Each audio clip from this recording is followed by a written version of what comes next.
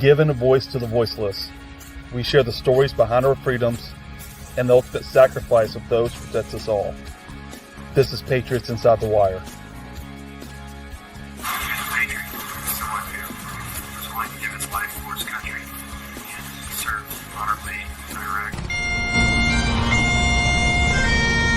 Beautiful thing to see the family and friends come together and honor his life and his service to our country.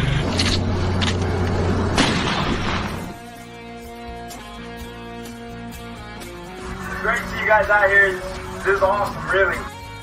Welcome to the Patriots Inside the Wire broadcast, hosted by Gold Star mom, Tracy Two-Step. Welcome to the show tonight with Patriots Inside the Wire and the Tree of Valor. We hope you're all doing well out there. Please grab your loved ones, share, like, subscribe. You can find Patriots Inside the Wire every platform. I recommend YouTube. You can engage with us on the platform, send questions. We have a story tonight coming out of the Tree of Valor, literally from the Tree of Valor with Miss Lori Egeter.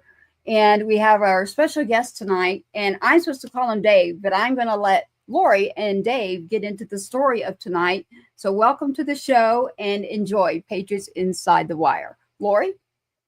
Thank you, Tracy. Thank you, Tracy, so much. I really want to start by telling the story of how we met. Yes, indeed. Okay. This is David Hamel, Dave Hamel. And your rank is, tell us so that I don't. Chief Master Sergeant. Chief Master Sergeant for the Air Force. I went to a VFW event a few years ago in Greensboro, North Carolina. And I had our trees all set up. And all of a sudden, I hear these voices of people looking at some of the trees. And I hear someone say, well, first, I see them talking about the trees. And so I'm kind of like eavesdropping to see whether they know what they're talking about, right? And so, right. So finally, I hear this voice say, I just wish I knew who did this. Who did these trees? Well, of course, I go bouncing over like Easter Bunny, right? And I introduce myself. And we have this moment where he then proceeds to tell me that this fine gentleman, Dylan Marola, is who? I'm his godfather. And my godson. And this timing being what it was, to see it on a tree in the middle of this veterans convention just kind of caught my eye, caught me back a little bit, the timing of all things. And so I want to ask Lori about how this came to be. And she told me the story of the Trees of Valor and how this became about, because that was fairly recent. And there was Dylan. Yep. Wow. Yeah. Wow. It is Gold Star Awareness Month. So I don't know if a lot of people even know. Some people don't even know what that means. So I say Gold Star and Survivors of the Fallen. And they give that term in the military, just for those out there who are probably listening and don't understand what we're speaking about. It would mean that someone that's serving active duty is no longer with us. So rather than getting in too deep, that's a very easy way for you to explain when someone says Gold Star, or I say Survivors of the Fallen. That helps the definition for the civilians out there. Now, Chief Master Dave, I know that you know exactly what that is. And so first, thank you for your service. Second, my heart to every single person and family, the siblings, all of us out there, that hits right here. So I know that. And I just want to say that as a mother to anyone out there, to the siblings, it hits right here. So I can understand when you saw the trees, that's how we met as well. So tell me more.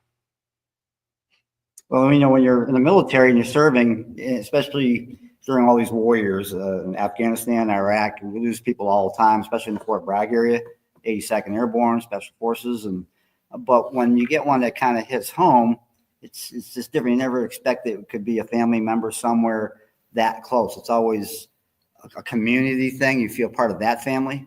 But in this case, it was something that was a direct hit. So, and that kind of closed out this long war that had been going on for 20 years. And, but yeah, timing being what it was, but we keep the memories alive. They're never forgotten. And that's why the Trees of Valor is one way of doing it. Service in the community with veterans groups is another way. And so I'm involved trying to keep that alive also. Yes. And tell me where you were. Which state were you in when were you there, Lori, in your home state? Yeah, it was here in North Carolina. It was there in North Carolina. Yeah. Okay. And, you know, I was thinking because it is May and it's Gold Star Awareness Awareness Gold Star Month. I feel like going forward, you know, I always like to change things up or whatever. I think every week we should just highlight just one veteran of all different ways. It doesn't have to be KIAs. It can be just someone different every week. Just like, you know, if anybody knows Cheryl Rex, right? I'm going to tag her, but you know, I want her to know that we're talking about Dylan. So I'm going to sit this little light here, right? It's going to be our little, put him here. See, I don't know if you can't really see him. Maybe if I bring him over here. Okay. I'd rather show his face than mine. But no, really. I mean, you still really can't. Oh, maybe you want to go like this. You're good. Wouldn't that be nice? Yeah, he's with us right now. So Yeah. during Yeah, I was gonna definitely. That's how I'm. I'm like that. Mine, they're all with us still, so I'm good. I'm always like, it's okay to talk about anything. It doesn't bother me. I would move it over a little bit, Lori, because it's literally blocking. Like as soon as there you go. As soon as you turn, like we can't see you.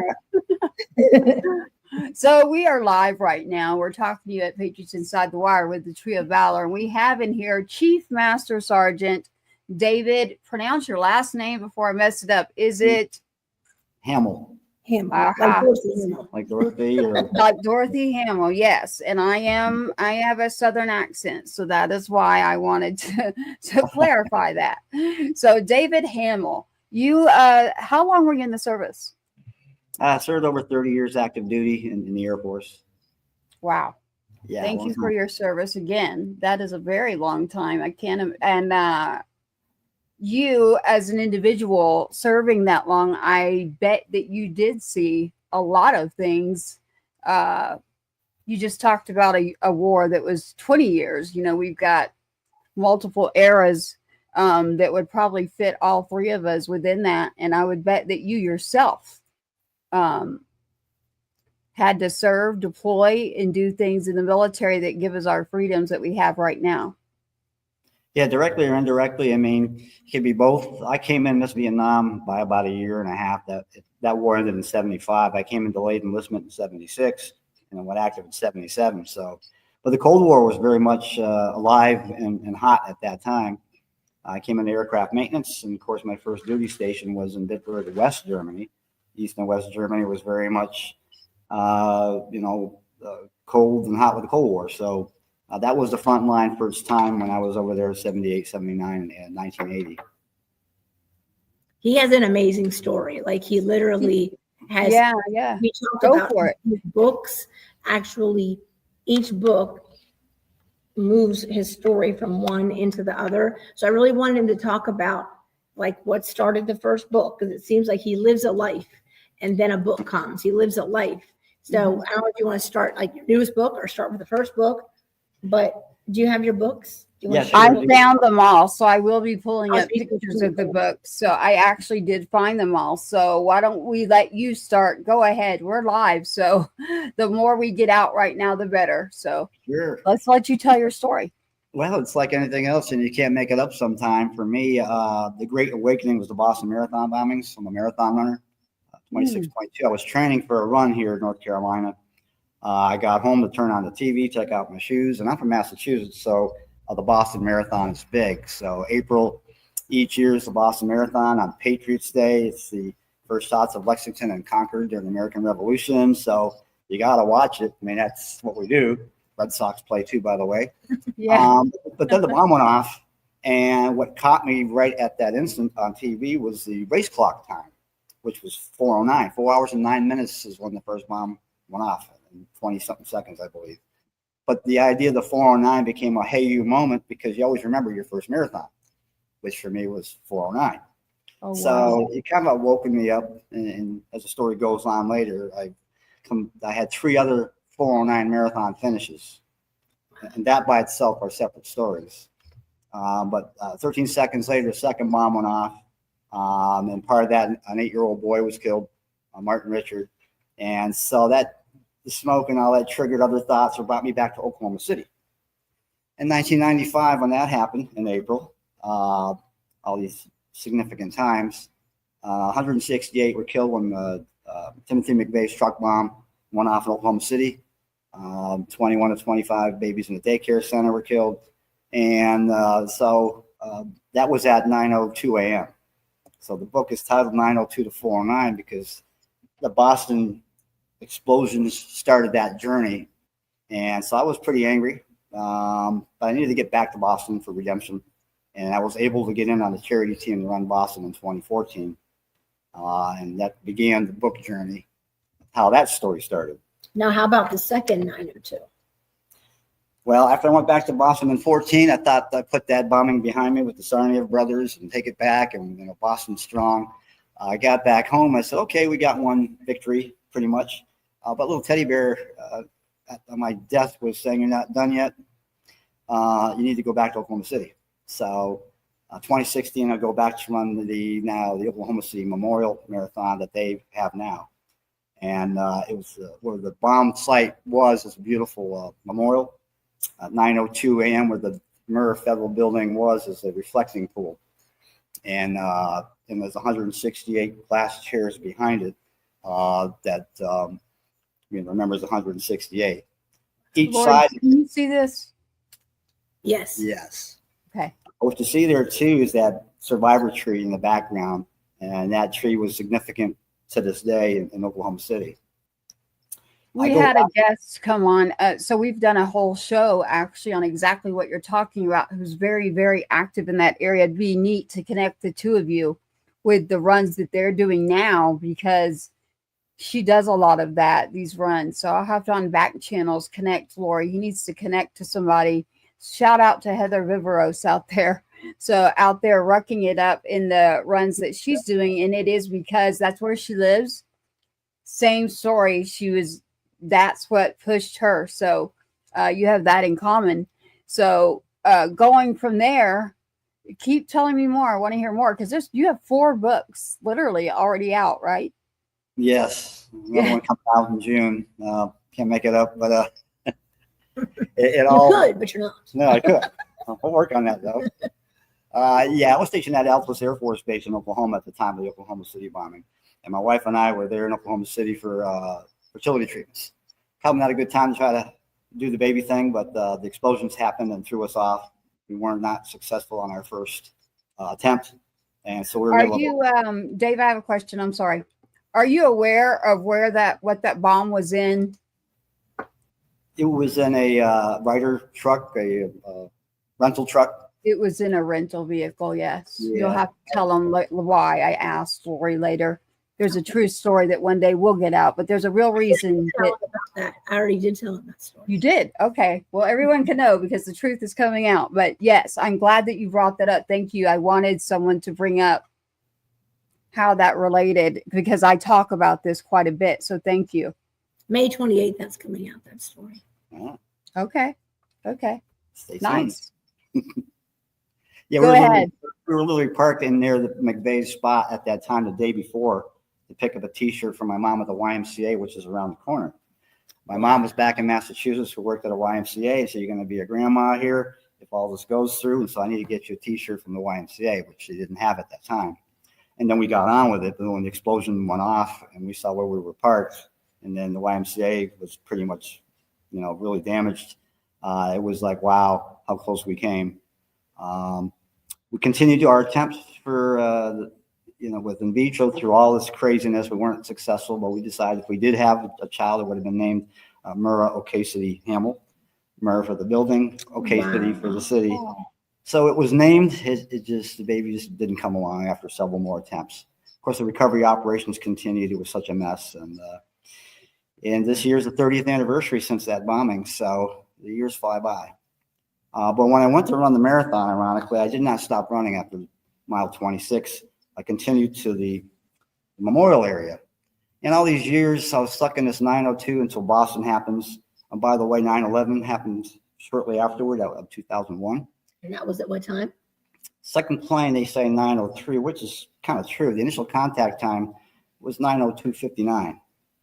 So my mind is still stuck in 9:02 all these years. And once I came across the finish line and I got to the memorial, there's two gates of time, 9:01 and 9:03 at each end of the memorial. So I finished the memorial, the marathon. There's a whole story with that race. And I walk through the 9:01 gate and then stop at 9:02 at the reflecting pool. And I said, all these years, by 1 second, I could not break 9:03. So I have to walk through that 9:03 gate to let go. Yeah. So that's kind of how the story ends. It's about letting go, but everything in between is a must read. Can't make it up. Wow. I like this. I like, not what you, so did you enter, you mentioned Vietnam. So that's pretty close to my heart too, taking care of all of our veterans, with the Vietnam veterans, of course. There's a lot of things that need to be done to be made up for, in my humble opinion, that I am allowed to give, because we all have that freedom to do so. Because of someone like Dave here, who did serve, and of course, Lori and I both too. Tell me more. So here you're a runner, marathons, the books, but we're going to the in Boston. We're talking about the bombing. We've mentioned Timothy, his name. So hopefully anyone that's following us, that does not need too much more of a definition. And Lori, I know, has her notes over there. So keep on pace there. Yeah, keep on pace there. Indeed. So yeah, keep going. I want to hear more. So I got done with Oklahoma City and figured that was the end of that. And that's what started my writing. I got back and so I got to somehow tell the story, if anything, for therapeutic reasons. But through that, people were, well, what's the rest of your marathon story? I mean, I've talked basically 3 major U.S. events involving a couple of marathons, and that was good. But someone said, what's a successful marathon runner? And I said, well, if you can run 100 marathons and maybe do one in all 50 states and have one finish in Boston, that would be a trifecta of success. So that led into trifecta. The most recent version is the 31 years of 26.2, because I just retired from the marathon last year. So I ended up having 131 marathons, all 50 states, and 2 Bostons. So that was what rolled up into that book. And the second Boston is in there, which is a story in itself. So we're back to Boston again. Boston 2. Boston 2. Okay. And I have several in here. I was able to pull up a few you saw earlier. You'll probably get to telling me more about this one. But we pulled this up earlier because we keep mentioning the numbers. So I wanted everybody to see that. And of course, they're going to hear this from you. But it's David Hamel on tonight, acclaimed author, veteran, over 30 years, marathon. We're talking about Boston. Actually, we're talking about a lot of different subjects that are important. Lead me into that second book. Well, when I started writing Trifecta, it was my running story, how I got started, and the years go by, and how you start with a 5K, a 10K, and you kind of go up to the half marathon, and several events happen that kick off your first marathon, and you never forget that one. And I covered all that up to the first Boston. The second Boston was what is kind of unique, because you don't get into Boston without qualifying unless you can get on a charity team. And I got lucky the first time. I couldn't qualify. I came close, but in Benghazi, Libya, 2012, 4 people were killed during that compound raid. One of them was Glenn Doherty, and I was trying to get in that charity team at that time for the 2013 race. Problem was 2013, the Boston Marathon bombings happened, so couldn't get in. I tried to get in on a different charity team, which was Project Hope Boston, was for the homeless. But someone dropped from the Glenn Doherty team. I said, man, I really want in on that one. So I talked to the director, and I said, I'm already set up, but she didn't ever forgot me. So fast forward 21, here all these years later, she still had my name, and they had 4 bib numbers. Well, that year, Boston was moved till October because of COVID. It was always in Boston for 120-something years, and this one year, the marathon gods got pushed over till October, which put it on Columbus Day weekend. So I got picked up for the Glenn Doherty team. Someone dropped once again, and I get this call from the same director of the Glenn Doherty team from back then that remembered me from, it was crazy. And the reason is the Glenn Doherty Memorial Foundation is set up to raise money for Special Forces transition programs. And I'm a Special Forces, a contractor, basically training some of these soldiers. So my hand is in that community.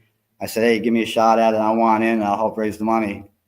And Glenn Doherty's a Boston boy, so that's how all that got started.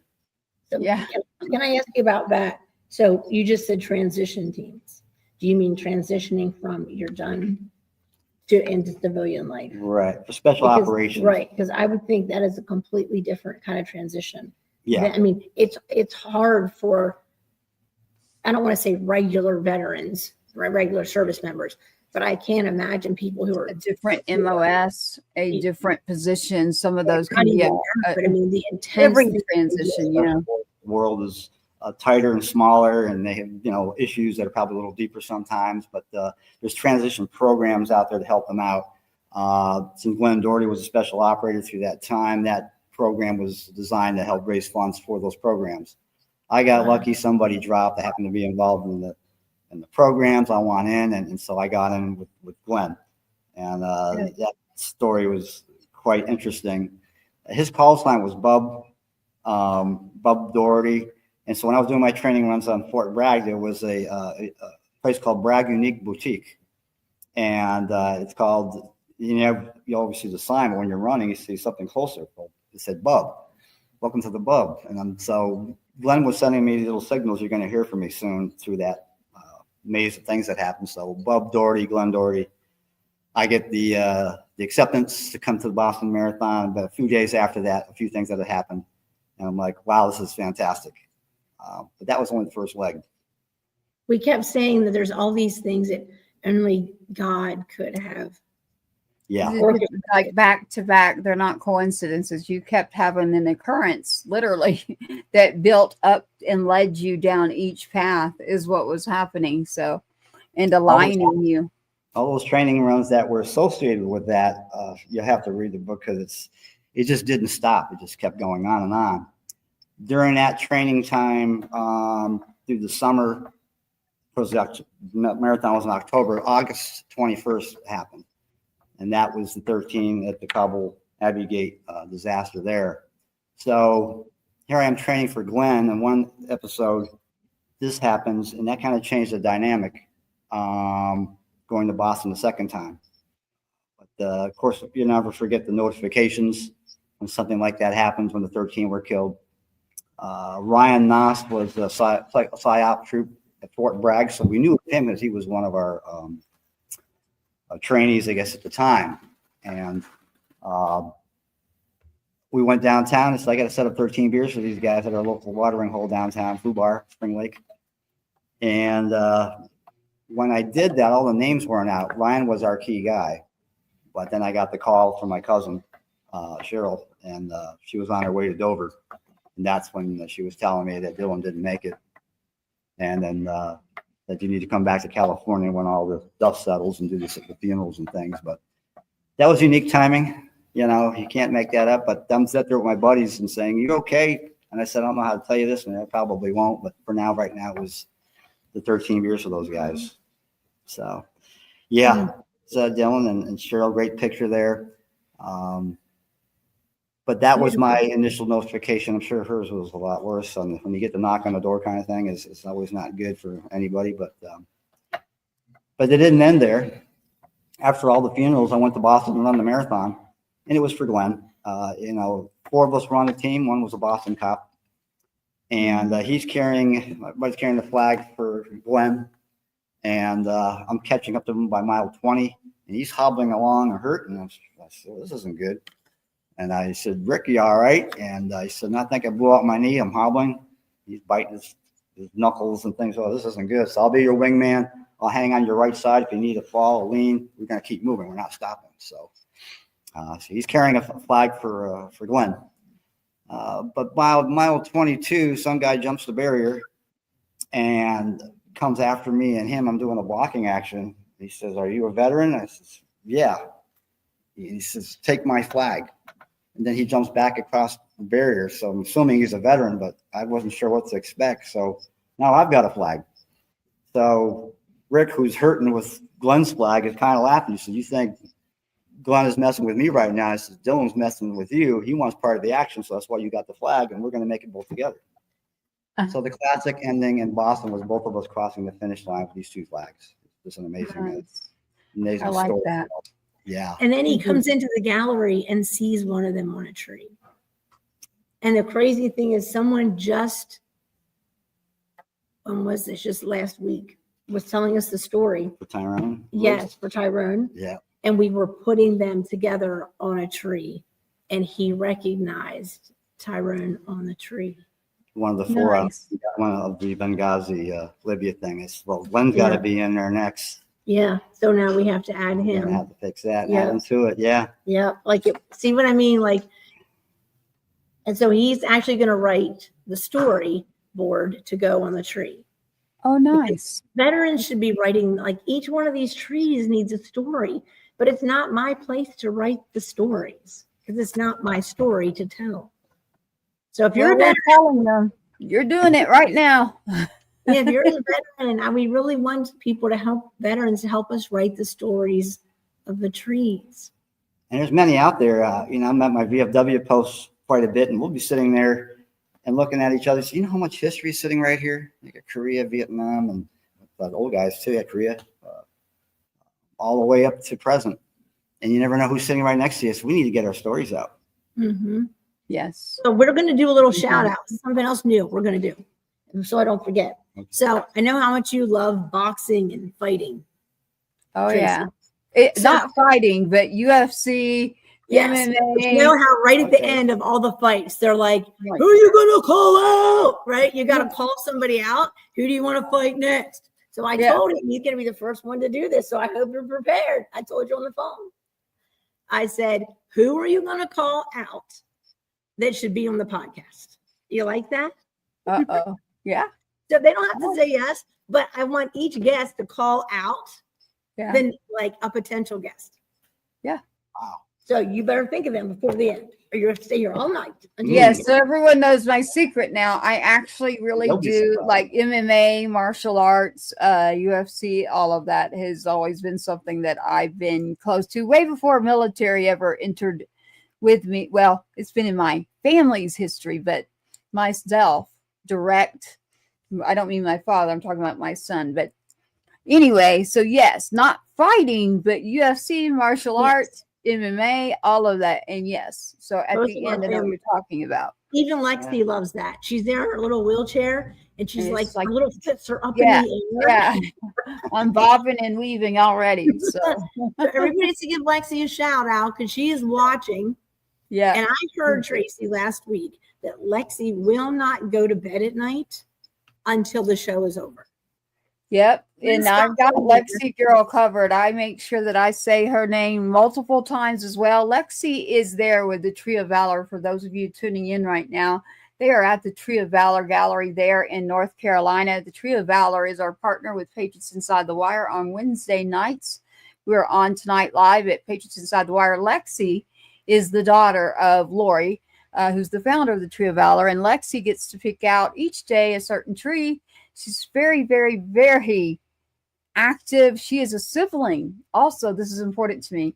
I have siblings here too in this house, and the siblings, the families, I want to make sure that we take care of everyone. I want to take care of the families and the veteran. I want to take care of the fallen families, the survivors, and that includes the siblings. I feel like not only do they need to know these stories, like you said, Dave, they need it too. We've got to get the history back to the core of what is the truth out there. And I believe that we can actually help literally the full family. So I did tell him about your passion for that because I felt like it was important for him to understand. Yes, I feel like we forget about them, the siblings, for sure. Yeah. So that was our love to Lexi. We already got Lexi messages. Apparently, she hoots and hollers at home. Yeah. And so Lexi is Lori's daughter. And so if you've ever been around the Tree of Valor, you know exactly who Lexi is. But back to you, Dave. I want to hear more because now we've got, we're on, it's book 2, right? You know, I do obviously want to say, you know, to not only just you, but to the entire 13, I do know this story well and say that my heart goes out to each and every single person all the way down the line, and not even just them, but everybody out there who's had a loved one and served or is serving in general. But listen, when it comes to the other end and you're serving active duty, you step up that ultimate sacrifice of not coming home, literally to your home. I just want to say that my heart goes out to you. I didn't know much about you being connected with the 13, but the 13 have my love and respect. That's for sure. It's just, it sucks. I hate saying the word sorry.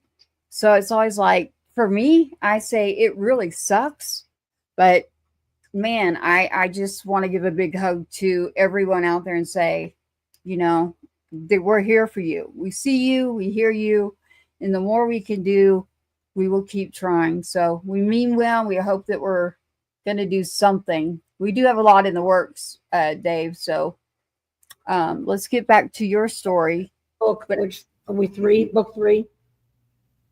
I think we were covering the marathon book, but anyway, it goes on. After Boston, I had 130. I was going to hang it up. I said I needed 2 more service marathons. The Navy and the Coast Guard didn't have any. Lo and behold, the Coast Guard comes up with their inaugural marathon that January, within my training cycle in North Carolina. So that's how I ended up at 131. And the Navy had a virtual thing that had come up, and that's how I got all 6 service races that I wanted to do. And I closed it up with that. And he's done every 50 states, a marathon in 50 states. Yeah, all 50 states. 50 staters is always interesting because you get to do each state, but each one was so different. Now, where does the hockey come in? I always played hockey as a kid. Now I had. You said Boston. Yeah. Yeah. You know, big Bruins fans, and everybody in New England likes to skate and play ice hockey. Mm-hmm. But Fort Bragg's got some great ice out there, and so I've been playing there since I was stationed there. Matter of fact, I'll be back out next week. So I'm still playing ice hockey, but we had some great teams all through the 2000s, 2010s, and 20s, and so I was able to get on a couple teams to go to the state games each year in Charlotte. So all the teams from all North Carolina compete. Never won the gold, but I had 4 times that we went there, and I ended up with a silver and a gold. A bronze and a silver. But just to be the old guy out there is probably the closest I'll ever get to a Stanley Cup. But what great cross training it is for marathon. Yes, it's just a great story. That was the key to that. You don't meet people who play hockey that often. Well, if you that's why I said he's Boston. Like in Boston, they definitely, it's kind of like in, you know, I came to Texas and everybody played soccer, and I was like, it was more football where I was from. So I was like, oh, okay. So Boston, I definitely think of hockey for sure. You've already called out your team. Red Sox, man. I heard that. Heard homie. I've been spoiled. I mean, you know, the Red Sox, the Celtics, the Patriots. I've been pretty spoiled in my lifetime. They've all won major championships. So yeah, they have actually. They've done quite well. I have a couple of pictures here, and I wanted to correlate these with your books too. I did obviously bring up the first one, but I think I'm going to go through here and let you tell us a little more about those. But I actually wanted to show your service picture first. So for those out there watching, this is the service picture that I was sent. That's a lot of stripes and a lot of ribbons there on your uniform. Yeah, E9 Chief Master Sergeant for the Air Force. That's the kind of stripes we have under the new guidelines there. And of course, the badge on top is the Aircraft and Munitions Maintenance Badge for air maintenance. Mm-hmm. Yeah. Thank you again for your service. That's amazing. I wanted to bring that up. And then we've got your books in here. You saw that I brought up one that I'll end up having a question, but I wanted to follow your story, and then you can tell me when to pull that up. So again, you're a veteran, you're an author, we're talking about the Boston, we're talking about marathons. You've been in 50 states. Every branch that's had a marathon, you've been in it.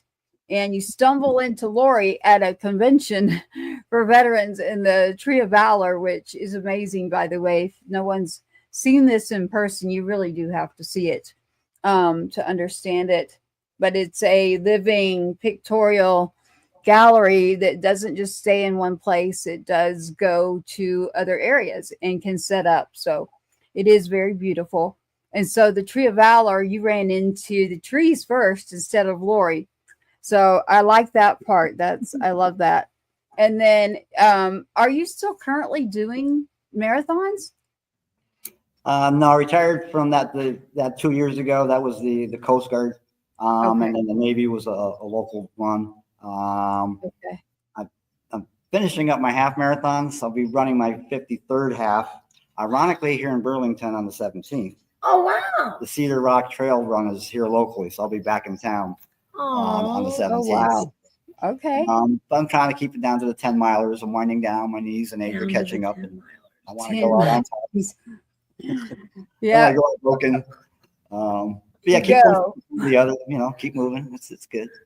That's a very good thing to do. Do you have any tips out there for people who are looking to get into some type of running or even walk first, but they're thinking, maybe I want to do this? What would you tell them? Right. Yes, we do have Tai. I do have somebody serving active duty right now that I grab a hold of. That's Tai. He runs a lot and honors a lot of them. Do you have advice for that? Trifecta covers a lot of that, but it focuses on the why versus the how. But either way, you still got to put one foot in front of the other and find your niche. You'll have days where you step out the door, feel great, and your goal is 3 miles, and you end up a mile and a half and you're sputtering, and that's it. And there's other days you get out there and you do 3, but you feel good, you go 6. You play it by ear, the weather, how you feel, but listen to yourself. It's going to tell you. Long as you're willing to listen to yourself. That works for me. I can always do that without run the pain. And now I'm like, listen, you idiot, you're getting older. Why don't you just kind of, adjust a few things? Age kind of. It's impressive. It really is. I mean, and the timing. So we're only on number 2. And so your first book, the second book, and I want to make sure we get the correct titles out there too. If you want to name those off, I would do that for sure. Well, we just finished with Trifecta, 31 years of 26.2. And then after that, what was that one after that? There's a couple of them. My Cold War life story. Yeah, what happened there was the other 2 books had my military stuff in the background. This is, all those years, Cold War and all that, but no one knew what the Cold War was. And I says, well, it was Cold War was a global war on socialism and communism. What's so hard about that? Well, we don't teach that. I mean, unless you really lived and grew up during those years, the war was kind of a quiet one, really. So that led to my Cold War life. And then I went back to my pictures, and, I came in the late 70s. First duty assignment was in Bitburg, West Germany. And I remember most of the time the sirens would go off. Our brand new F-15s would go up and scramble and chase the MiGs out. And played the cat and mouse game, but that was the front line of the Cold War in Europe. And then I got done there, ended up in Plattsburgh, New York, which is upstate, north shore of Lake Champlain, an hour south of Montreal. But I was working bombers, which were nukes, FB-111s, and they were nuclear bombers. We had 9 of them ready to go, 24/7. So all that is what it was like, under that time. And then ended up in California on the SR-71 U-2 TR-1 spy plane program under President Reagan for 9 years, supporting those missions in Europe and South America and all over the world. So, but that was a very real war, as quiet as it was. And there was cost to that too. A lot of folks did get killed either in training accidents or other things that went on. And so I need to do maybe a quiet shout out to Judy Andrade in Connecticut. And Judy, if you're out there, her husband was my buddy of mine. We worked together in Plattsburgh on the 111s. He went on to Shaw, South Carolina, Shaw Air Force Base on F-4s back in 1985 and had an ejection seat accident. So he got killed when that seat went off. And so that was kind of a sad time there. But we kept in touch all these years with him, her, and the kids that grew up all these years later. So, but there are costs to peace even during the Cold War in its quiet way. Right, and people don't talk about that. No. Service sacrifice families, there's a different cost. And aircraft maintenance is dangerous inherently, and we work the ejection seats, egress systems, canopies, ejection seats, rockets, parachutes. So when you're working the ejection seat systems, they're designed to fire and save a life, but things don't go well, it can kill you. Can't have a bad day. Definitely. We actually have a shared friend, a mutual friend, Tracy, that a Gold Star mom, that her son, there's Heidi, that she lost her son. Heidi that runs. I'm sorry? But I think we have a mutual friend that she's a Gold Star mom. I want to say her last name is Ball. Oh, yeah. Yes. That she lost her son was, I don't know if he was. I know who it is. Yeah. I know. I literally in person. They will probably be at the concert. We have a concert coming up September 27th, and that is one of the families that has been given one of the private invitations. So I do know that family pretty well, actually. And then they get their names.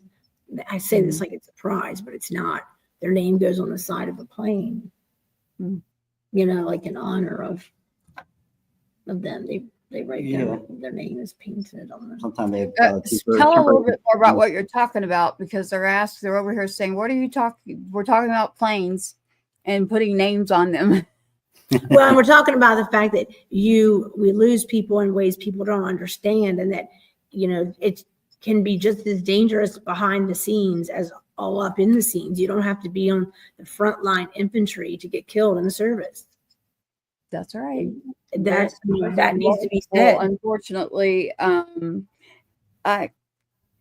there are so many different things that are great, but then again, there's so many different things. It's just like the world. There's good, bad, and ugly, in my opinion, a third. So you're going to have that also in the military when it comes to people. But there's a lot of things that happen that a lot of people don't talk about. I personally I thank everyone that's serving right now and has served. And my heart goes out always to families of our military, our first responders, our border patrol, every one of them. That's why we have every emblem up there in ours. We want to remember all, not just one, but all of them gave some gave all. But so we're very grateful and thankful for people like you who say and take that oath, foreign and domestic, to say, okay, we got your back. Like, this is what we're going to do. And so you're correct. There are many different ways, and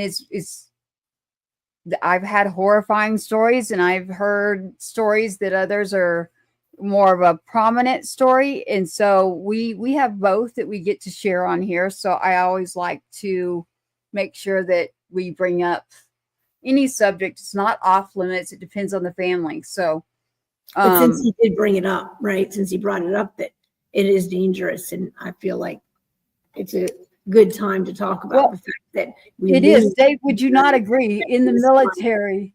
Would you not agree that in the military, this is what I say, you're not technically going to work. You are going to train. You are going to prepare. You are literally preparing yourself for the fight.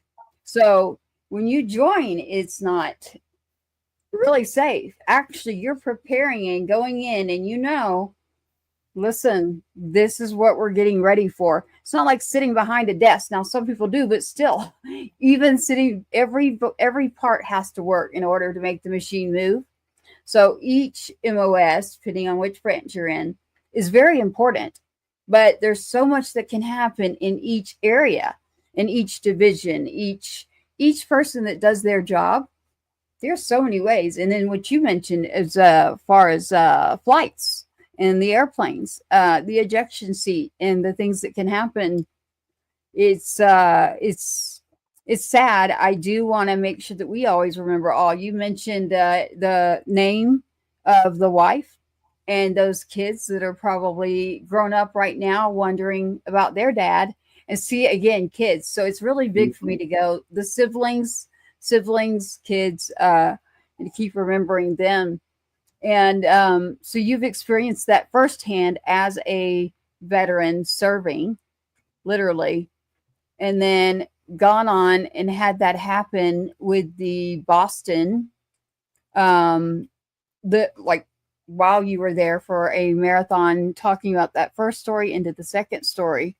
And then we went to the Cold War story. You've got a book there that I brought up. That's book 3. Yes. Mm-hmm. Okay. The front cover's got an SR-71 on it. That's what that aircraft is. It was I was looking at that. Quite the story on that airplane. I was hoping everyone looked. I had it up for a little bit, and I try to keep it up just a little bit longer because everyone's like, wait, I can't see the picture. And it says 3+ decades of silent battle, and it's My Cold War Life Story by David Hamel. And I found this on Amazon easily, actually. You can find David Hamel, and that's Hamel, David Hamel. You can find these books right here with the author tonight on Amazon. Very easy, actually. And he's giving us just enough that really does make you want to go on there and buy them. I really do. Yeah. You know what I mean? You really want to read the story. And I was only flashing this because of someone was teasing me earlier, but we have a picture here. I wanted to bring this up too. Here we go. That was the first one. So I wanted to make sure that they got a good look at that too. That's David Hamel there. He was talking to you about the numbers, the significance to him in those numbers, and trying to explain that to us there. Which book is this here, Dave? That's the last. That's the most recent release that came out this past week, Propel, Inspiring Airmen. Okay. What a perfect time for you to be here. Propel, Inspiring This Airmen. is book launch. And Book launch. There you go. Propel, Inspiring Airmen, David Hamel. And that monument's here in North Carolina, and it's the story behind it is there's an air park on Pope Army Airfield now, part of Fort Bragg. But as you come on from Fort Bragg onto Pope, there's an air park with a C-130 and a 119 and some other airplanes. Opposite on the other side is this monument. It's a 14-foot obelisk with a broken propeller. And for years, it kind of intrigued me because I had all my airplanes behind that monument. It was a 23rd Fighter Group with the Flying Tiger Teeth. And so when my unit moved, when I retired, all those planes moved with it. But that monument remained, and it's to Lieutenant Harley Pope. Well, in 1919, he's flying his little biplane in January at 7 o'clock at night running out of gas. Probably not a good thing to do. So he's attempting a water landing in the Cape Fear river, and it didn't go too well. He clipped the tree and crashed and drowned in the river. But is that he was looking for an airfield for Camp Bragg at the time. Timing being what it was, they named Pope Field after him. So the monument is from his home state in Bedford, Indiana. And so being a history buff, and I'm also a former director who was listed here as in history, I asked more about the plane and the propeller and the history behind it. And there wasn't much out there. There's no markers. There's nothing where the plane crashed. So I had to do all this research. So I called the museum in Indiana, said, I'm calling about your homeboy here. It's 104 years ago. But, do you have anything on him or any aircraft parts? And sure enough, they had the hub to the airplane. And I said, well, send me a picture of that. And I was matching it up to the propeller on the monument. And it was designed for aviation pioneers that were lost. And that's why it was designed that way. Wow. So that was neat. The problem was when I read the history, he didn't die alone. There was someone else in the airplane. Little JN4 Jenny was a 2-seater, and there was a sergeant with him. But who's Sergeant Fleming? So that began Propel because it brought me back to when I was director of Air Force Heritage and History at Maxwell Air Force Base, doing the World War II Staff Sergeant pilots who were enlisted.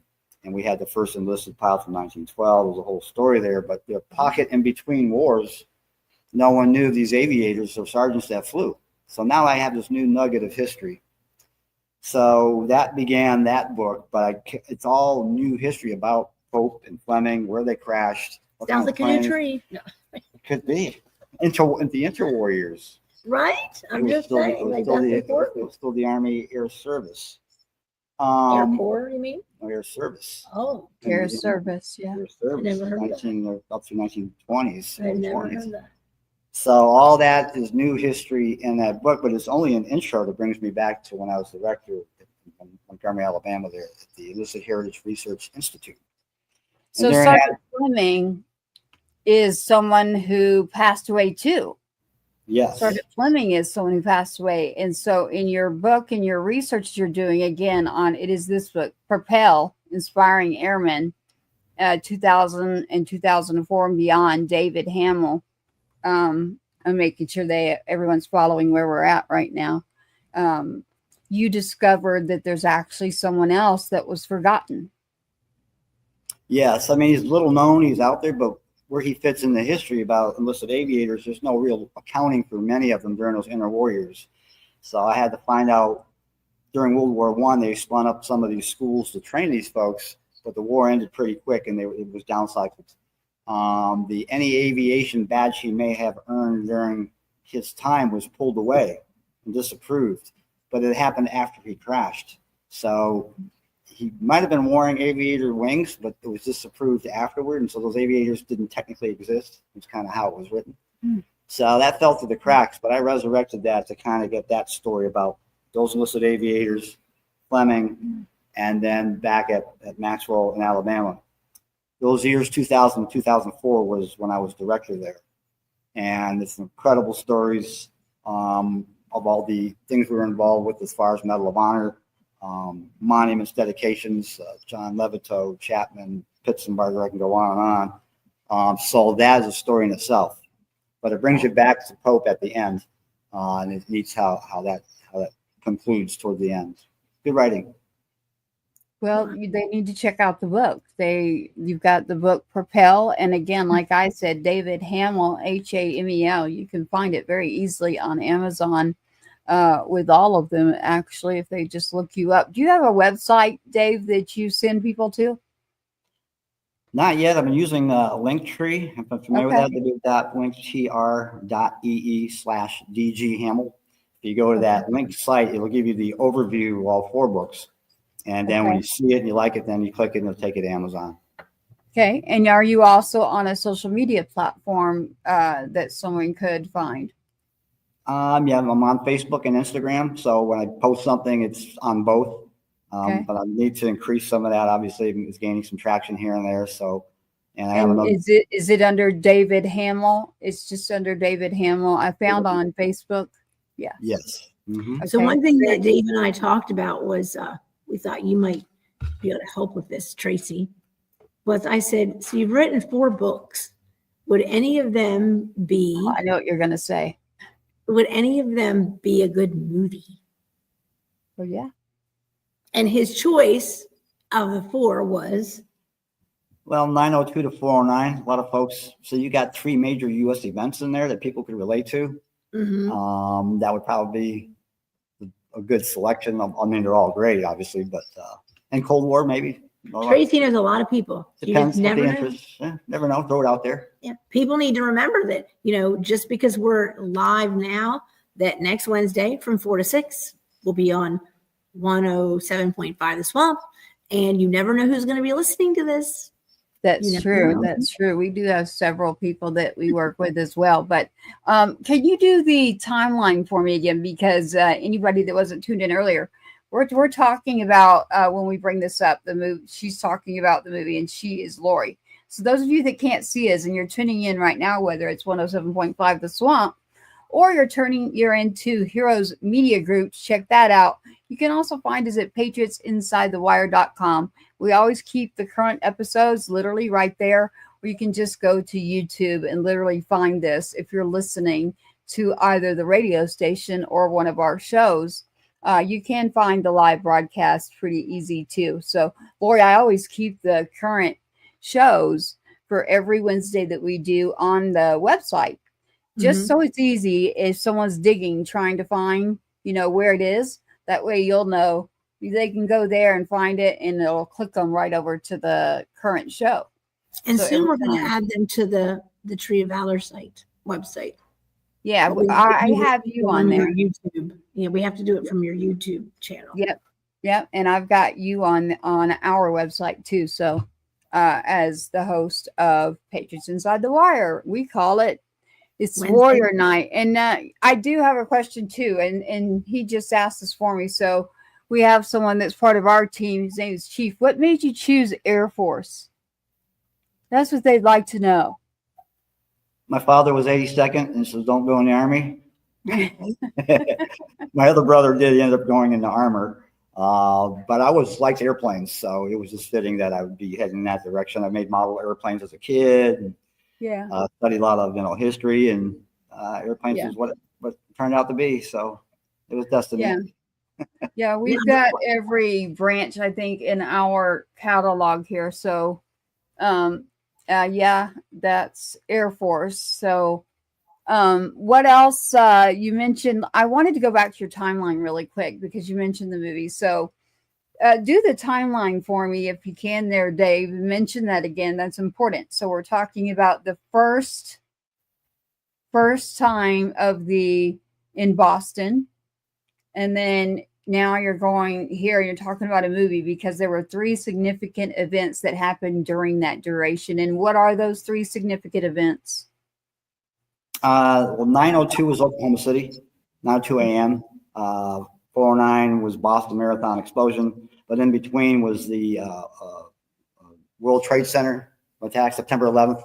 Second plane, it's always listed as 9:03, but the actual initial contact time was 9:02:59. Might not mean much by 1 second, but if you're stuck in 9:02, like I was, 1 second meant a lot until I came through that time wall in Oklahoma City. Yeah. So I wanted to make sure everybody was following out there with the 3 and hearing it from you rather than just me. And his next book, if you ask me, is probably going to be the best book. So that brings us to now and what he's actually been doing for 17 years, which I don't know how much of this he can talk about as a contractor, but it's pretty, for civilians especially, I think this is amazing that you would be in the service for 30 years. And then you must be started when you were 5 for 30 years. And now for the last 17 years, you've been a contractor. Right.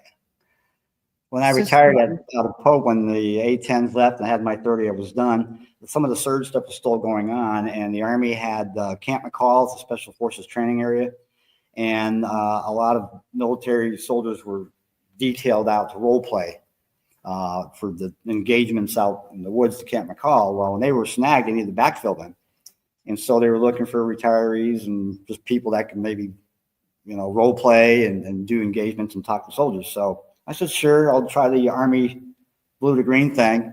And I just ended up enjoying it. So it's gained a lot of traction when I'm out there at Camp McCall.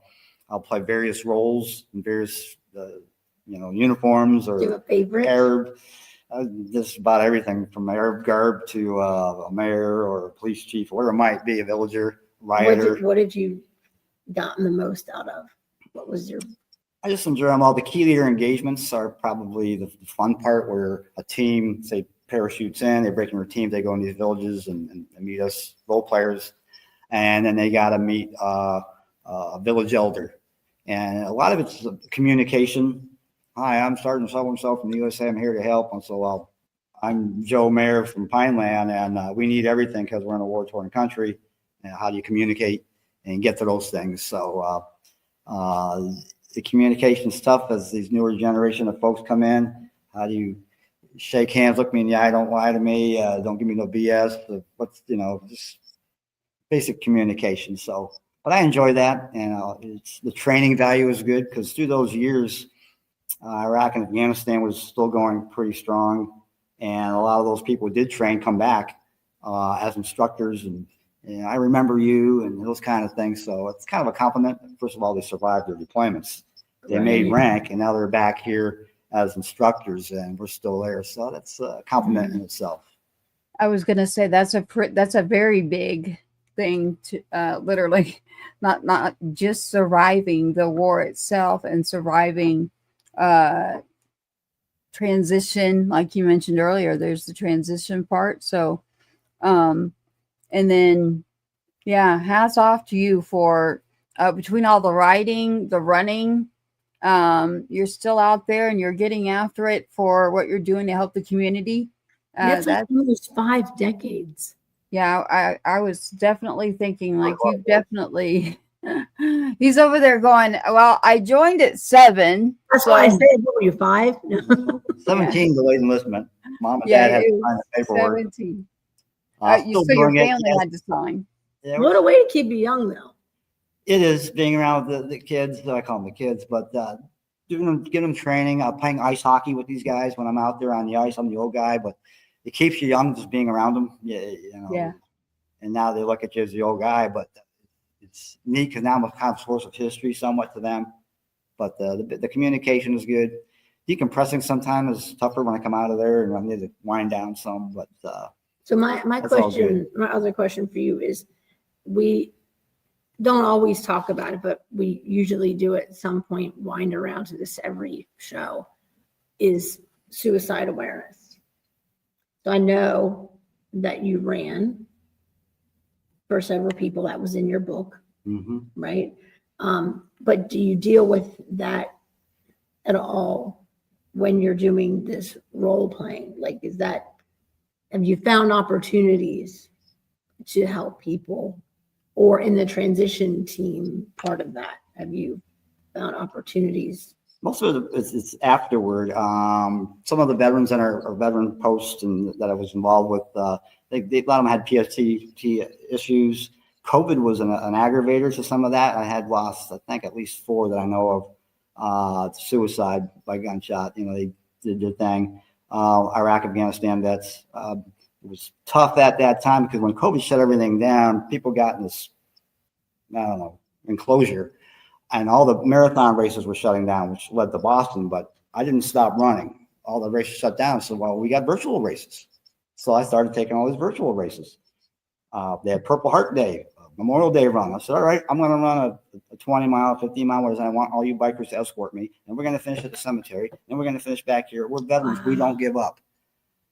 All these people locked down. You can't have more than 25 in a group. So we barely get 20 to a meeting.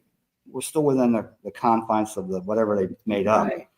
So I was using them parameters and you'll see that in the book, putting wreaths at the cemetery at the Sandhills, or the suicide awareness was one. I did a 22-mile run. I had the bikers ride 20 miles and the groups of 20, whatever, to keep it within the confines. We found a way to do something and not just sit there and, you know, we're veterans. We don't do that. So. Yeah, no, I thank you for that. We have someone too, same thing that you just described. So I have to say this every time this comes up on the show, everybody. So if you or anyone out there are struggling, please call 988 for help. We would much rather you reach out now than us get a call that is a call that nobody wants to get. And you're more loved here and not elsewhere. So stick with us, call 988 and pick up that phone. There is a reason. So I don't want us to lose anybody else. I understand exactly what you're talking about because of my brother, but during that exact time. So I understand that too. Lori always does this to me. She'll bring somebody on the show literally every week. And she keeps wanting me to get my story out. One day I will, but May 28th, you people. May 28th. Do it. yeah, well, I don't know. So Dave, we've touched on a lot. So we've touched on a lot of different major occurrences. Your service of 30 years, and you're still in the community right now, serving, giving back, and going forward. You've got the book. It's been out. It's a week.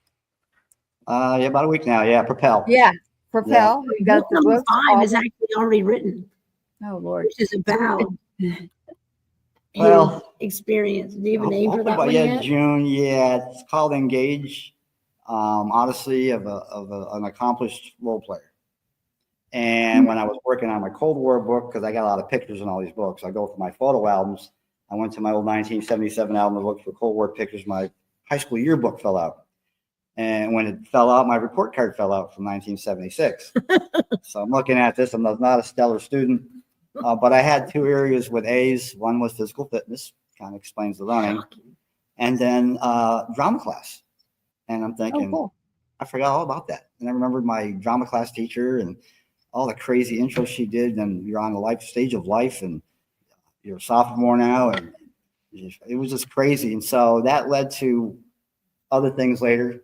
Everything from Halloweens to role playing to before I even started role playing, it was like a development process to be on a stage of life and just do stuff. And but that initial time in the gymnasium on this big stage, she's up there. She puts in the back of the auditorium, like 500 seats. Can you hear me back here? Can you see me? No, you're small, tiny. I can't hear you. Start walking closer. Am I getting bigger now? Can you hear me now? You're a junior. Sophomore, and now you're a junior. Says, when you're up here and you're on the stage of life, when you graduate next year, you're going to have to perform. So she said, it begins with a decision. I said, well, okay, but it takes more than a decision. You got to engage. And that's where the engage title came from. Mm-hmm. But she made us stand climb the steps to the stage and made us stop at that last rung of the stairs. She says, you're almost there. And then she got on top of the stage and made us hold hands and look out there versus being up here. And she starts doing this hand pirouette. And I says, this lady's going crazy.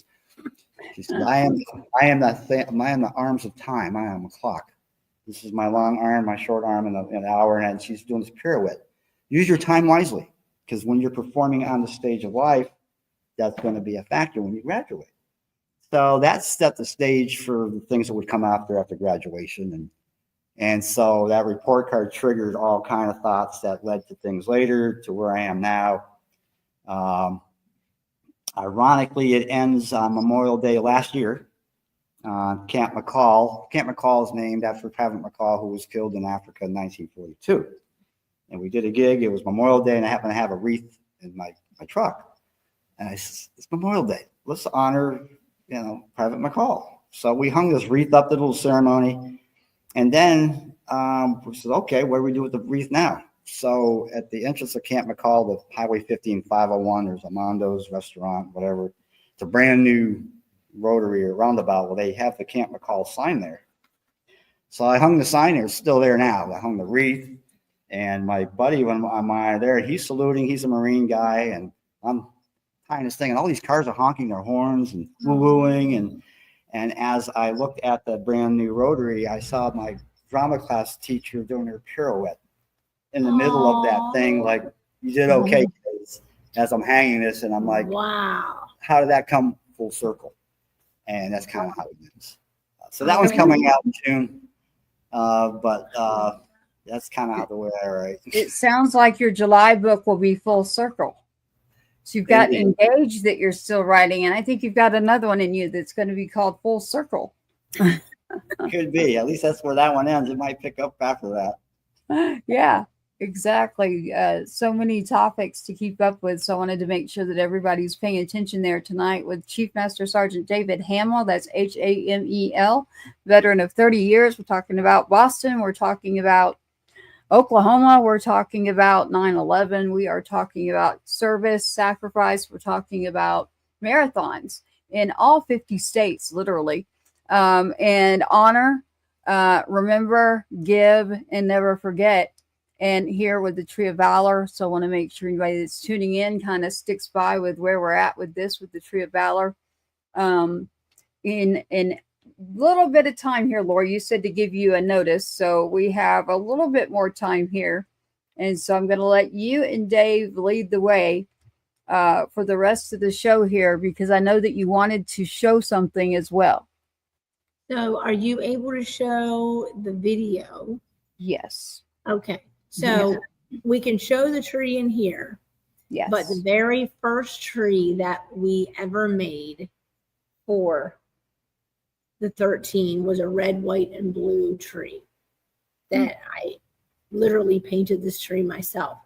And we used to be at a place called Cooper's Vintage Village. And there's a big old white cabinet there, and we actually have it now. We're doing something very special with the fallen for Memorial Day for this display. But For all of the fallen, or what are you trying to do? Actually, shout out to us here. We are doing a Memorial Day event at 6:30 at night. You've got to come see the trees. Everybody has plans during the day, but people don't have plans at night.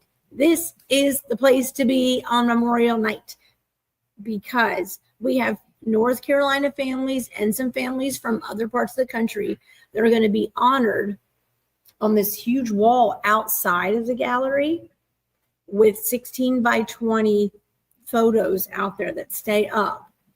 And the families are coming to see this unveiling of this wall. Wow. And we're going to have, the gallery will be open. People can come in and see the trees. They can bring their picture, 4x6 pictures of any veteran that day. I know it's Memorial Day, but they're welcome to bring photos of the fallen or themselves as veterans. You don't even have to be in a military uniform, but the photo, come and let us recognize you. We're also going to be honoring the 22. I know Memorial Day is supposed to be to remember those that we lost in the act of when they served. But I heard the other day someone say that suicide is a sniper's bullet from 7,000 miles away. And I was like, wow, that's still an act of war. So we will be doing our 22 Not Your Chair salute that day. So veterans are welcome to come and participate in that. We need veterans to come and participate in that. Peach Cobbler Factory is going to be here giving away free ice cream. So it's an important day that we're going to be doing special things, and there's no better place to see your veteran's face than here at night with the trees lit. It's just beautiful. I went on such a tangent. I don't even. It's the Tree of Valor. So on Memorial Day at night, trying to explain that at night to visit at the Tree of Valor. It is in North Carolina for those that are going to be watching from all over, especially on the radio show 107.5. Shout that out again. Didn't do that much tonight. But you again, the cabinet, what I was doing with that. With this you mentioned, yes, you mentioned that you had a tree. Yes, so the tree, the giant, it's like a, what do you call this? I don't know what you call it. It's just this big shelf, this display unit. And there's 6 shelves in here that each one of those shelves is going to have an 8x10 photo of a veteran, one that was killed in action, one that we've lost in a training incident, one from illness, one from suicide, one on Homicide? leave. That's coming. One on leave and one that's a homicide. Yes. Because people need to understand that what matters, at least to me in this building, is that you were willing to die for me, a total stranger to you. Right. And I take it. So this is why I have down here survivors of the fallen. So I take it beyond during your time serving active duty. And a lot of people argue with that. When I say gold star, yes, there's a defining thing in there, and I happen to know it very, very, very well, actually. So gold star, serving active duty, you don't come home, line of duty, military says it, you're gold star. After serving, while serving, in transition of getting out of the military, your transition is not going that great. You're still a veteran. And because of those, whether it is a emotional trauma, whether it is mental health trauma, or it is physical, literally, we do lose a lot of individuals in a lot of different ways that I say we have to remember all. And those that are serving active duty, we immediately go to, and David, you hit on this, and it's because of thinking about the Cold War, World War I, World War II. Think about, the different wars, Vietnam. Think about, the era that you summed up there. We've got, Desert Storm. You were talking about Iraq and Afghanistan and all of that. So OIF, OEF. I know those very, very well, unfortunately. So summing up all of that, there are so many things that happen because when you join the military, I want to just say, basically, think about it. You're not going to work as a typical job. So the things that could happen in there are going to be more abundant in your line of what you're doing. So I don't even like to use the word job or work because it is serving, and it is for the purpose of the freedoms that we all have and we carry. So I don't like to call it work or a job. You know, I always say it's serving, and it's the sacrifice of the ultimate sacrifice. I don't care what you're doing. You've stepped up on that line, you're serving, and now you're not coming home and someone knocks on that door and says, you'll never see them again.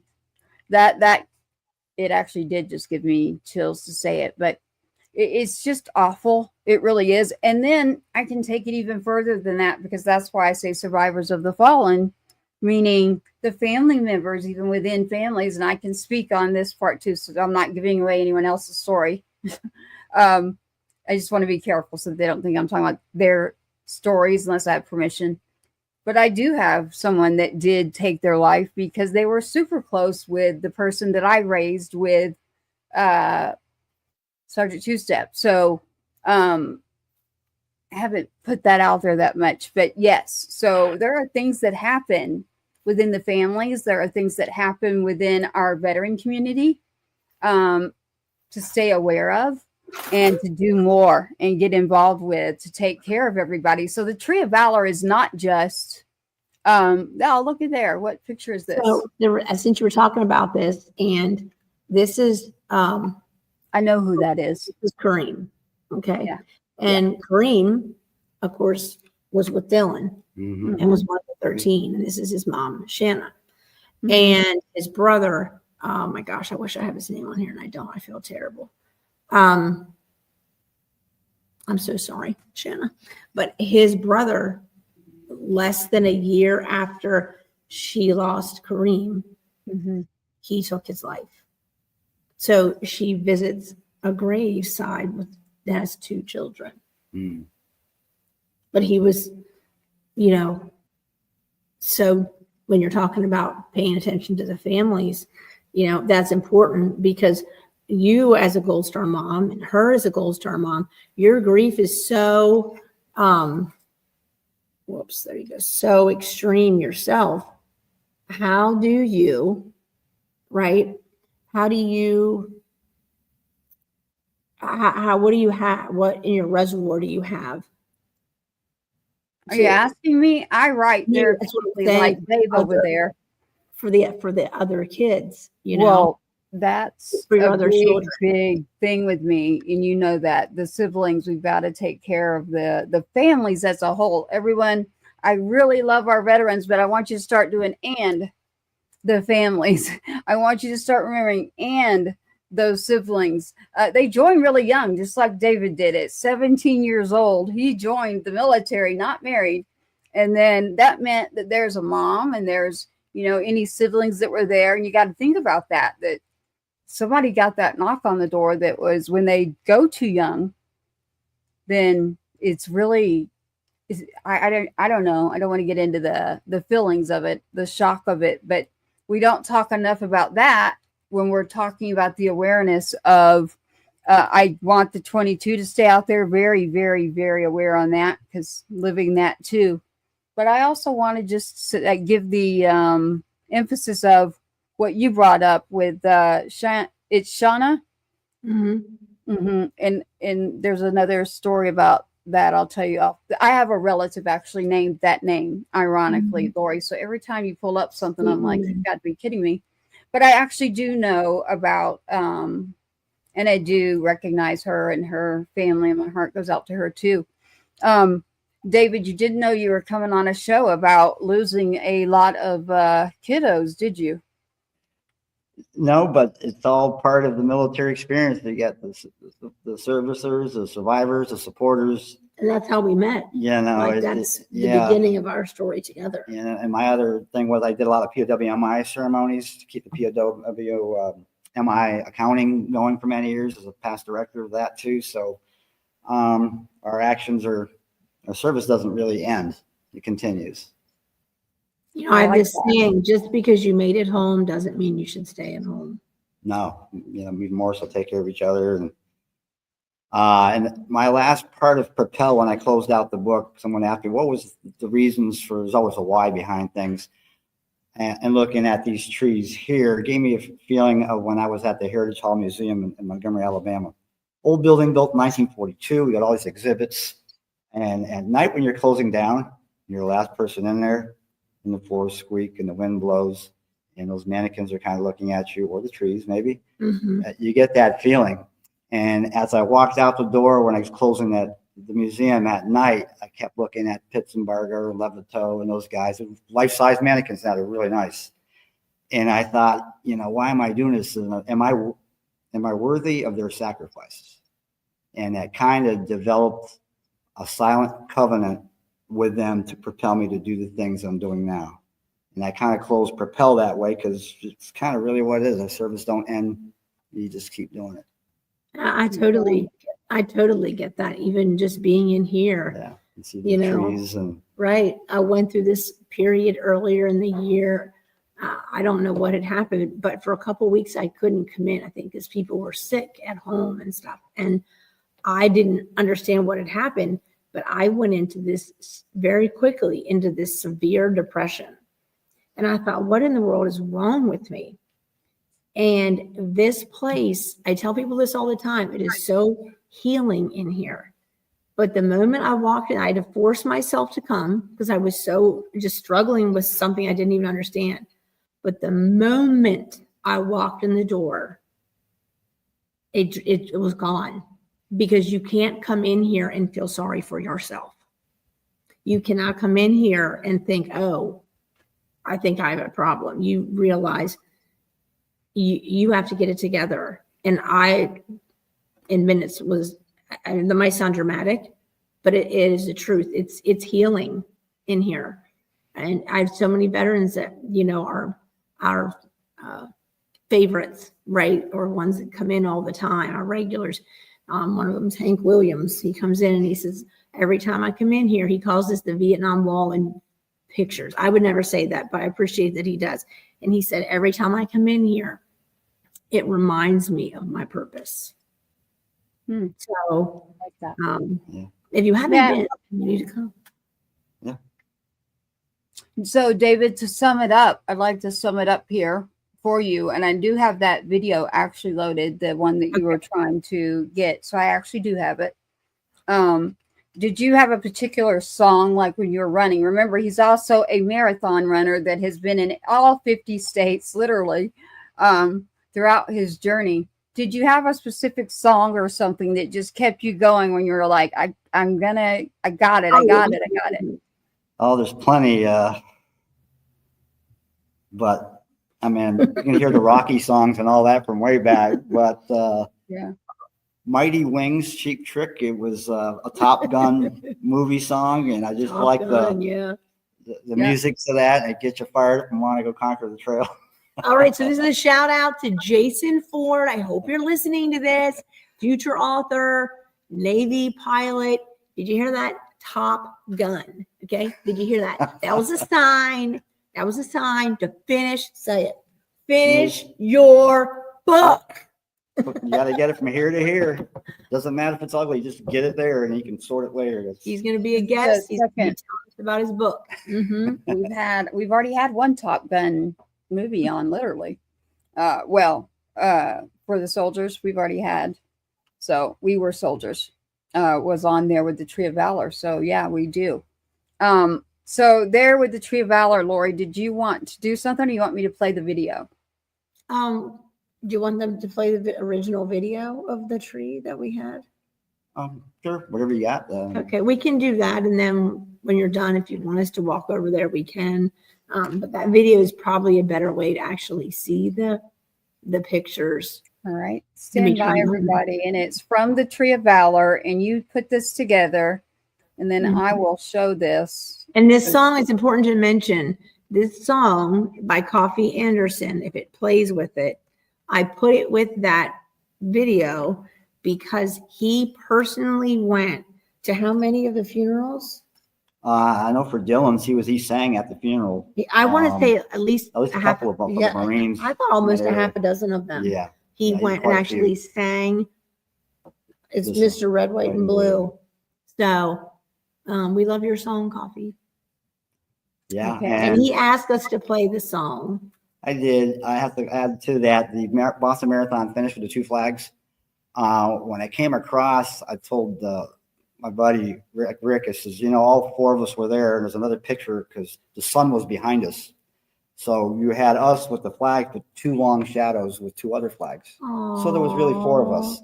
And so I put at the end, there's really Mr.'s red, white, and blue that are kind of finishing. Aw. So, Yeah. that's a neat picture, but it just triggered that thought. I like that. Let's play this. This is put together by the Tree of Valor, and let's see what we have here from Lori. The Tree of Valor here with Dave, as I'm calling him, but it is David Hamel when you're looking for that in the books, and that's Hamel, like Dorothy Hamel, the last name, David Hamel. His author. You can find the books there very easily on Amazon. I'm going to show this and then you can tell me more. This is something that Lori has put together from the Tree of Valor.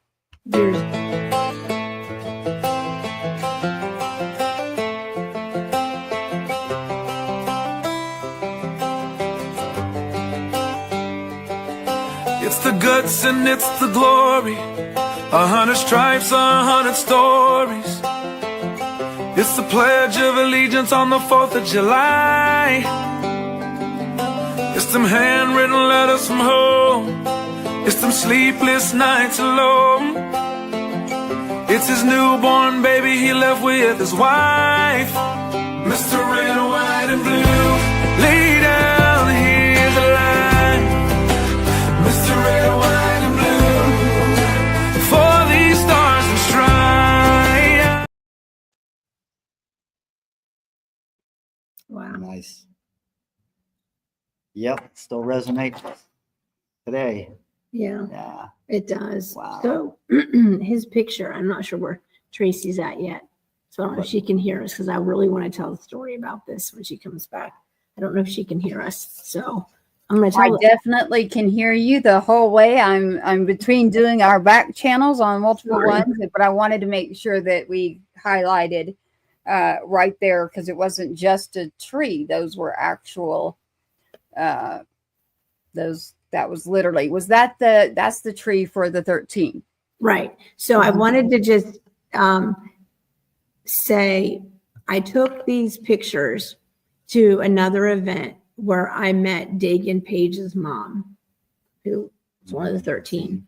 And I asked her what was the first time I had ever met any of the 13's parents. And so I was super nervous. And I just said, would you like to put their pictures on the tree? And she's like, oh, sure, it's fine. So she goes and she's getting ready to put them on. And she looks at me and she says, this is a lot harder than I thought. I mean, I was surprised she was willing to do it. God bless her.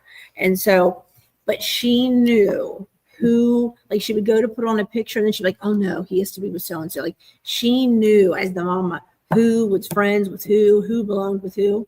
And she saved Dagan for the end. But I said to her, I just want to apologize. I'm like, I know these pictures kind of look weathered and, they kind of look rough. I was embarrassed. And she said to me, the nicest thing anyone's ever said about the pictures. She said to me, do you know what this tells me about these pictures? She said, it tells me you've taken my son a lot of places. True.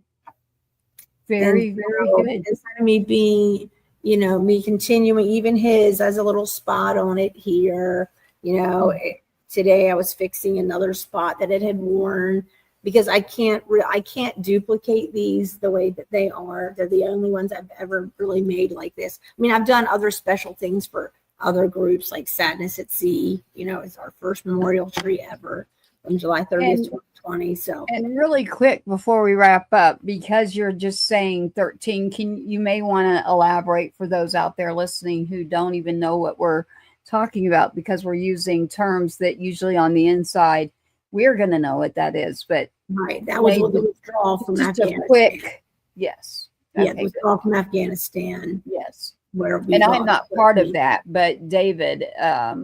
Right. So there you was one have- soldier, Mhm. one Navy foreman, and then 11 Marines Mhm. to make the Kabul 13 or Kabul 13. The Kabul Abbey Gate at the airport in Afghanistan. Ironically, the Boston Marathon too. There was the one medic that she was from Boston, from Lawrence, Johanny Pichardo. So I have to throw that name in there. But she became part of the marathon story that year too. Just another tidbit of the events that week. It's all coming back full circle for you, literally, right there in Boston. So you're not supposed to be out of Boston. You're supposed to be, yeah. So I'm here glad in that you're out there. I'm glad you're out there, and I'm glad you've joined us tonight on Patriots Inside the Wire. We're about to sign off. Lori, is there anything you want to get out there? Yes, I'm actually, whoops, I turned on my phone for you. So we're going to give this Dylan's godfather. And we're going to walk back to the tree in the gallery now. Sorry, I know exactly. And While she's walking, everyone, what she's doing is she is in the gallery live right So now. we're going to walk back here. With David Hamel, and she's walking. Oops. We're going to walk back here. Wow. Okay. Yeah, so we're going to walk back here. I wish the phone would let me. I'm sorry for the echo, guys. So you're going to put them right there in the middle. So this is their tree now. Yeah, there's the chart out in Boston or Lawrence. This is for Dylan. Always loved, never forgotten. And keep their spirit alive. And used to say in California, there, live like Dylan. Oh, that was better here. That's okay. Right up on this. There you go. Yeah. Great. I show this. Cowboy 13. See if I can see Lion this. Doc. Talked about him earlier. Yeah.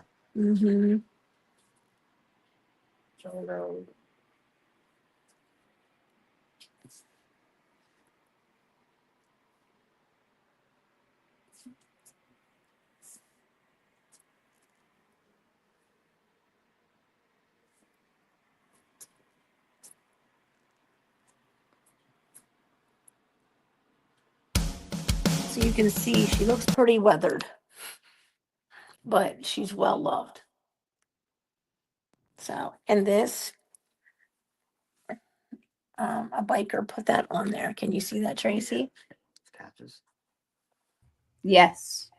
And he was one of the riders, and he said, don't ever, we met him on Memorial Day years ago, and he said, don't ever take that off. And we never have. And he knelt down in front of this piece that we made and put that on there. Nice. Yeah, I'm letting you show. Did you want music, or are you wanting to talk? Did you want a song with it, Lori? Oh, he wants to give them a final salute. Okay. Okay. Let me pull down 1 second.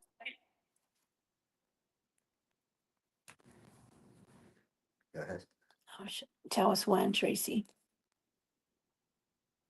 Do it again.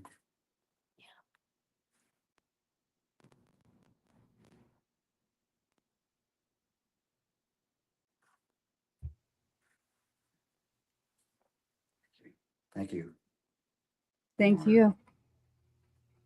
Definitely. Thank you, David, for you and your service. And thank you.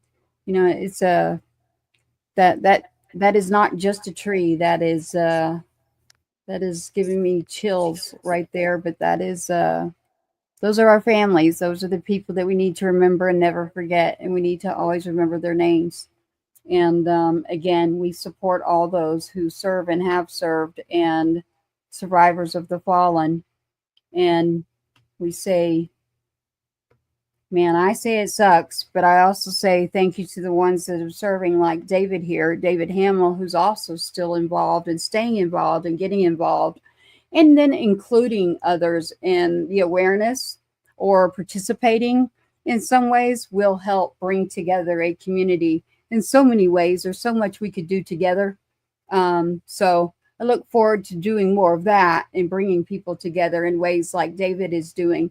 So thank you for everything you're doing there, and the Tree of Valor as well. And we are, I'm going to bring you back on, Lori. You're muted. Oh, could we do the best of us with Mhm. the burn the boats tree? Mhm. Because that has like the before, during, and after. Okay. The Best of Us is a song that we have in-house by one of the Two-Step Tribe, literally hosts and owners of Two-Step Tribe and the Sergeant Two-Step Foundation. This is his song, actually, that he's going to be performing. So, yes, I'll play this song here. It's called Best of Us. It's not out yet for consumer, but we'll put it here specifically for this. So I'm going to pull myself down and let you all hear Best of Us right here by Uncle Rhino. And it's Uncle Rhino, Ryano. And you can look up the other music that is out there. All right.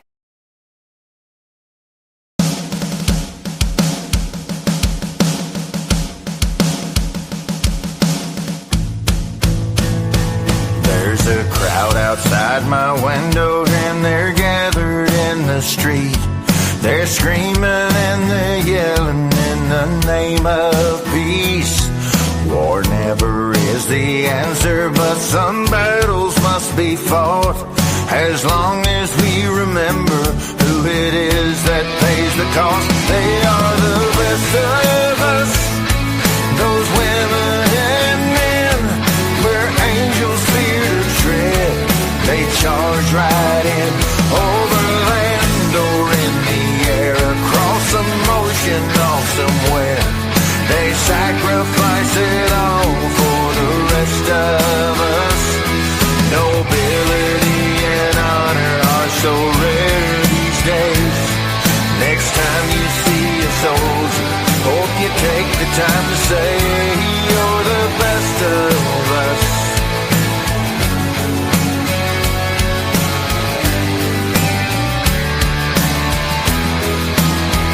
There are two parents in the heartland waving goodbye to their child. Through the rain and down of tears, there is pride in their smile.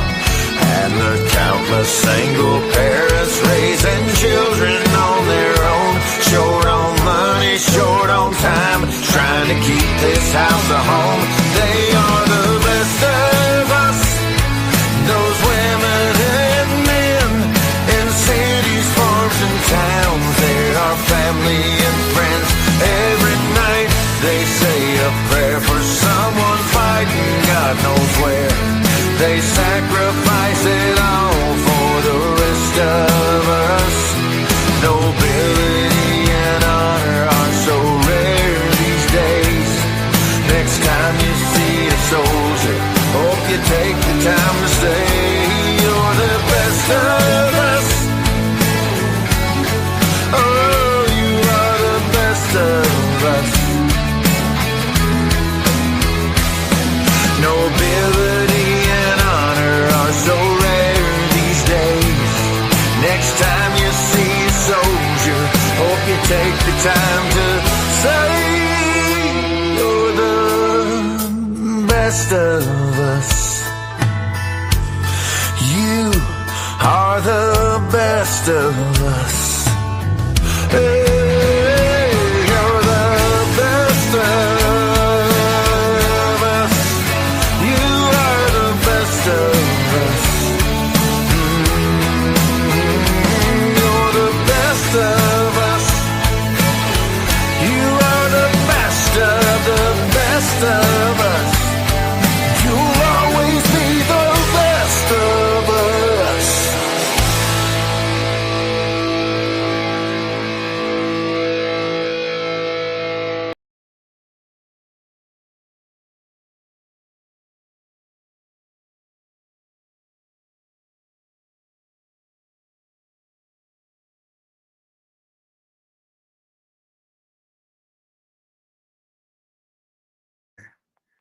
Oh, sorry, Tracy, we couldn't hear you.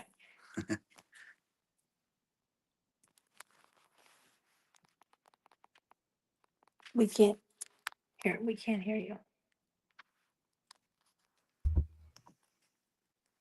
Thank you so much for joining Patriots Inside the Wire with the Tree of Valor. As she was walking around and we were playing, the song is The Best of Us, and that is by Uncle Rhino. There in the Tree of Valor studio, you got to see the different things that were there, and they aren't just things, they're actual people. So, David, it has been a great time getting to know you. There's so much. We need to break it up next time into chapters like your books. Like your series, like we could get in here and just talk about one of the topics with you. So great to meet you. Thank you for what you're doing and what you're continuing to do. And stay in touch. And everybody remember, he has a new book out called Propel. And you can check that out, David Hamel, Hamel. And tune in to see what's happening at the Tree of Valor. Lori, I'm going to say goodnight and sign off. David, it has been great to meet you. I look forward to getting to know you better as well. And thank you for your service. And I'm glad you ran into the trees, as y'all put it. We wanted to do, we wanted to do a special shout out to Tyler Vargas Andrews as well. He actually was injured at Abbey Gate. So it just doesn't seem right to talk about the Fallen 13 and not talk about all the Purple Hearts that came home that I think everyone's forgotten about, because we see you too. So we actually did our whole Purple Heart tribute in honor of Tyler. Oh, nice. Yeah. So, Yeah, we've got to remember all. So I like seeing that you're remembering. We've got our Silver Stars out there, the Silver Star families. Purple Heart. We would be both. Yeah. She was. All right. Lori, we're going to sign off here. Okay. We're hitting it about 2 hours on Patriots Inside the Wire with the Tree of Valor. Very important night. A lot of information in here. I do advise you, if you're tuning in and listening, to go to YouTube or the website, patriotsinsidethewire.com, and you'll be able to find the actual episode and our channels as well. And you'll be able to see what we're showing you in the actual video if you're just tuning in to radio or a podcast. So thank you for joining us, David. It's been great to have you with us. Thank you again, Lori. Always a great thing to see you and the Tree of Valor. We'll see you again next week with Lori and the Tree of Valor. And David, thank you again. And hope to meet you. I'm sure that we will meet. Eventually we will meet, and I will be there. Indeed. And you will.